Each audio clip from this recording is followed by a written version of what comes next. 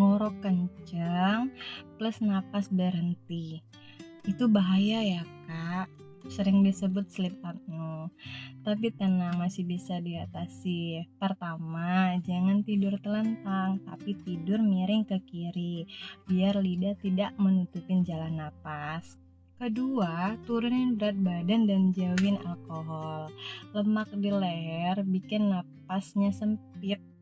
Ketiga, bersihin hidung ya kak sebelum tidur, jangan sampai mampet. Sama latih juga otot mulut, seperti tiup balon 5 kali sebelum tidur. Kalau kakak udah ngelakuin ini selama 2 minggu, tetap masih ngorok dan sering kebangun napas, wajib ke dokter THT ya kak.